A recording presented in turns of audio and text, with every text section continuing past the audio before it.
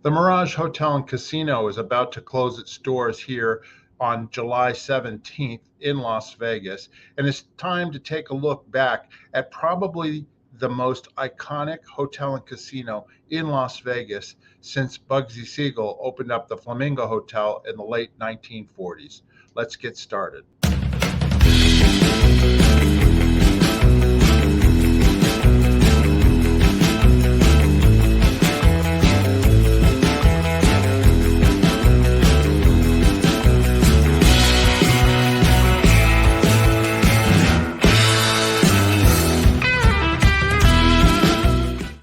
Hello, everybody. My name is Mark Fisher, and this is my channel, Las Vegas Travel and More. And I hope you're here, enjoy the video that I'm about to do regarding the Mirage Hotel Casino here in Las Vegas. And it's been around since 1989. It was recently bought a couple of years ago by the Hard Rock Casino Group, which is owned by the Seminole Indian tribe, and they have Hard Rock casinos all over the country.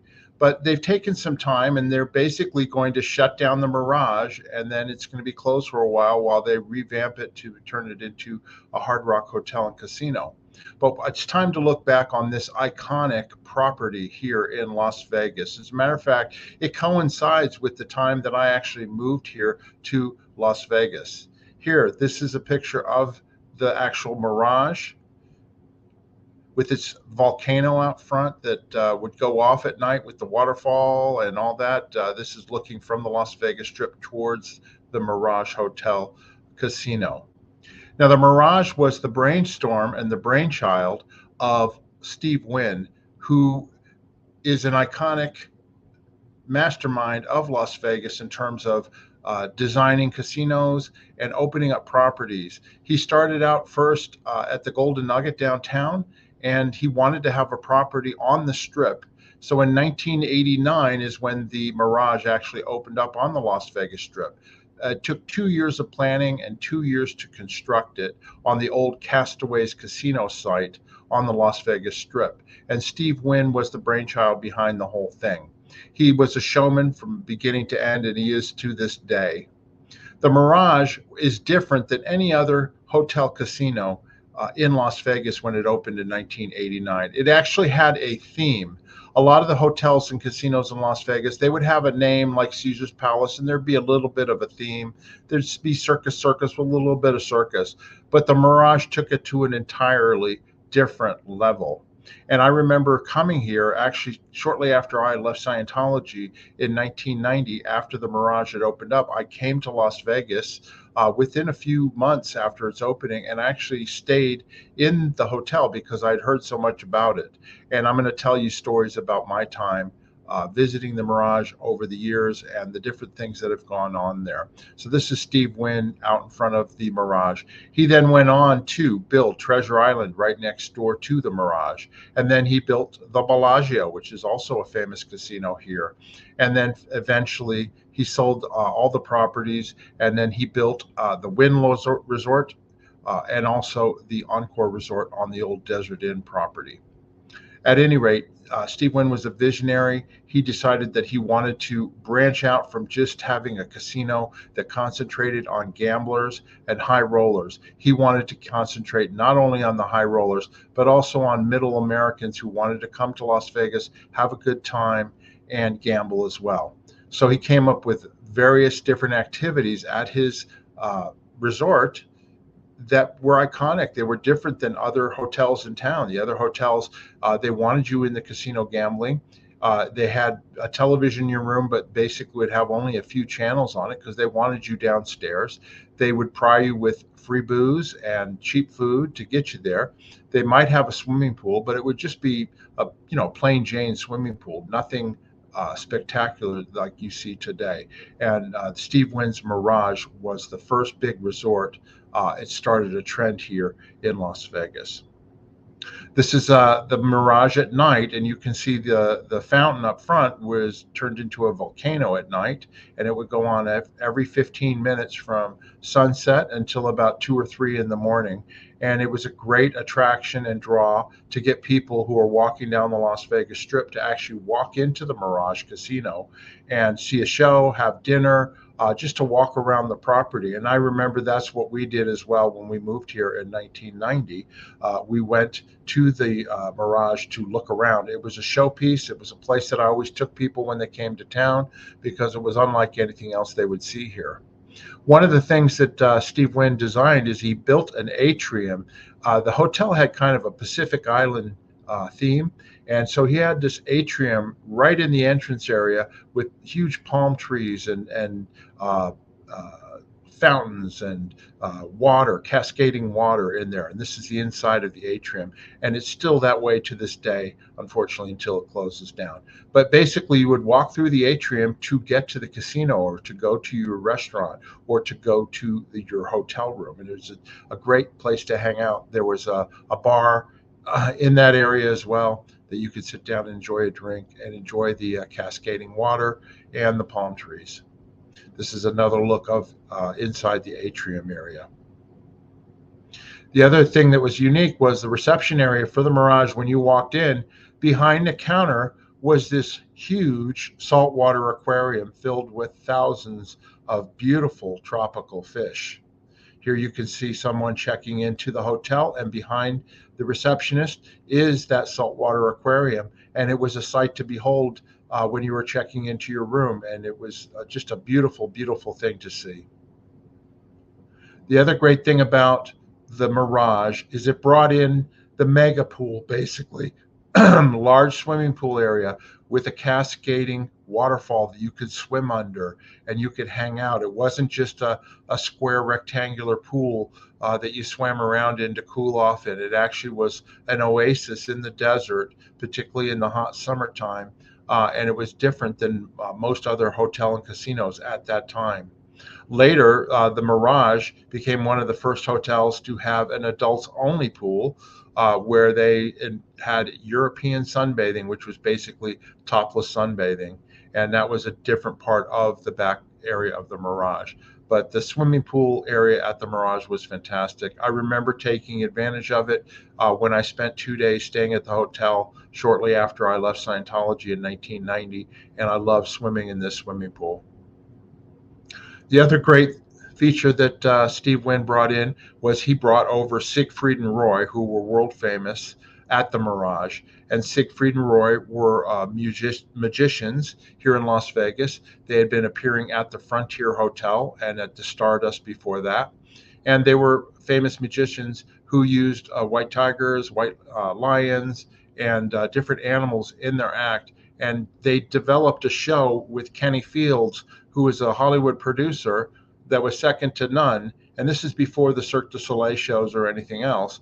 And they built a special theater specifically for Sigfried and Roy at the Mirage, where you could see them perform on a nightly basis. As a matter of fact, twice a night they performed shows. And this is them with one of their white tigers in that time period. The other thing that they had at the Mirage that you could enjoy is they actually had a habitat that you could see the white tigers when they weren't performing. Some of them would be staying in the habitat, and it was on a moving sidewalk between Caesar's Palace and the Mirage. So you could actually go in the middle of the day and see the white tigers in the swimming pool area set up for them and in their habitat. Later, it actually was expanded, and they built Sigfried and Roy's Secret Garden, which was behind the main swimming pool area at the Mirage. There, they would house their white tigers and lions and other animals that they used in the show. And then they also built, this is a statue that was built for Sigfried and Roy on the Las Vegas Strip. Of course, the story of Sigfried and Roy is that Roy in 2003 was attacked by one of his tigers on stage, and he suffered a stroke and was injured greatly. And so they ended up having to end the show at that time period. But they were such icons here in Las Vegas that the Mirage built this statue of them with one of their tigers out on the Las Vegas Strip, and that statue is going to remain.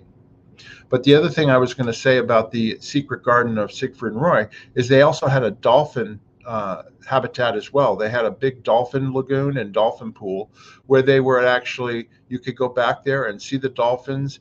It wasn't like going to SeaWorld where they they did shows and things like that. But there were trainers that were training the dolphins. There were baby dolphins that were born there. And it was just a great place if you wanted to bring your kids or your family to go see dolphins in the pool, go see the tigers or lions in that secret garden of Sigfried and Roy.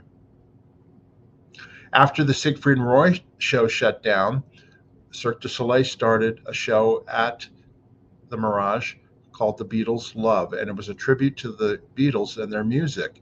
And it was done in coordination with the surviving Beatles, Paul McCartney, Ringo Starr, and then their producer, George Martin. And the music was all remastered and remixed for this show. It was a Cirque du Soleil show, so it was lots of acrobatics and stuff going along with many of the Beatles' greatest hits.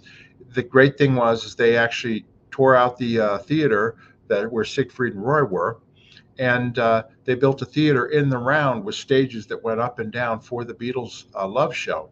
And I actually got to go see the show. Here's Paul McCartney and Ringo Starr with the cast at the show, and they've been there many times. Well, that show, unfortunately, tonight is their last performance on July 7th, and it will no longer be there because the Mirage will be closed down, and there's no word as to where the show will move to. But it's a great show. It was a great tribute to the Beatles and their music. I actually happened to, I went to the show 2 nights before the actual grand performance opening the show years ago. They had a locals only ticket. You could get a locals ticket, and I actually got a second row seat in the round for the show. It was $99, which was fantastic. And I saw that show 2 nights before the grand opening. And then I went back 3 or 4 times with various family members and friends who came to town because it was always fantastic. And the thing that was great about it being in the round is it didn't matter where you sat because a lot of the stuff happened up above you and you could be anywhere and you would be able to see clearly. And they had speakers in the chairs in the front and the back. You could hear everything perfectly. It was a great show, The Beatles Love, and I really enjoyed seeing it the many times that I was there.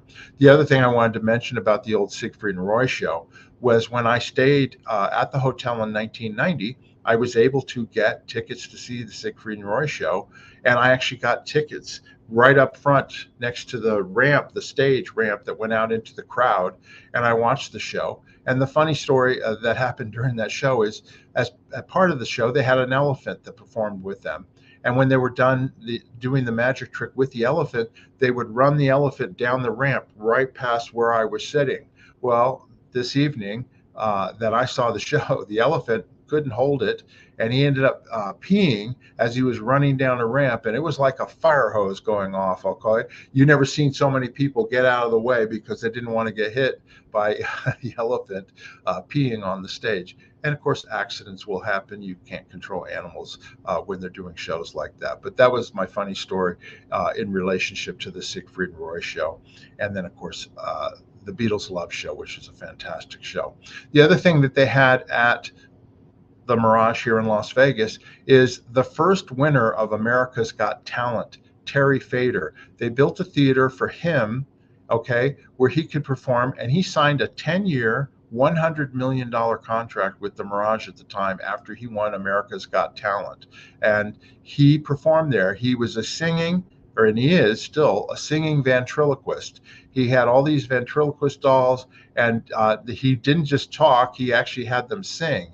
And it was a very popular show. I had never seen him on America's Got Talent, but when I did see the show in person, it was truly amazing. And he would sell out 2 shows a night for 10 years. He now has moved on and he went to the New York Hotel, and now he's at the Stratosphere Hotel here in Las Vegas.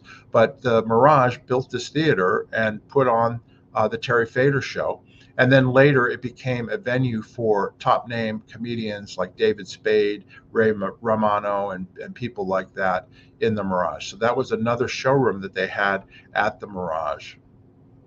Here's what happens to our hotels and casinos in Las Vegas.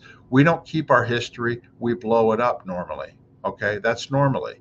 This is the Landmark Hotel implosion, which is where the West Hall of the Las Vegas Convention Center is now. This is when they imploded the old Frontier Hotel down the street where Sigfried Roy used to perform. And then this is the implosion of the Sands Hotel, which was right across the street from the Mirage. You can see the Mirage there on the left-hand side of your screen. And then that was imploded years ago to build the Venetian Hotel right across the street. And of course, the Sands had been an iconic hotel. But they joke that we don't keep our historical buildings here, we blow them up. Well, that's not going to be the case for the Mirage. It's going to have an afterlife. This is a artist rendering of what's going to happen to the Mirage. You can see the actual tower on the left. They're going to keep the room towers, which has over 3,000 rooms. They're going to remodel the rooms, but then they're going to build this guitar-shaped tower right up front near where the volcano and the fountains were. On the Las Vegas Strip, and then you can tell that along the strip there also looks like they're going to build a swimming pool area and all that.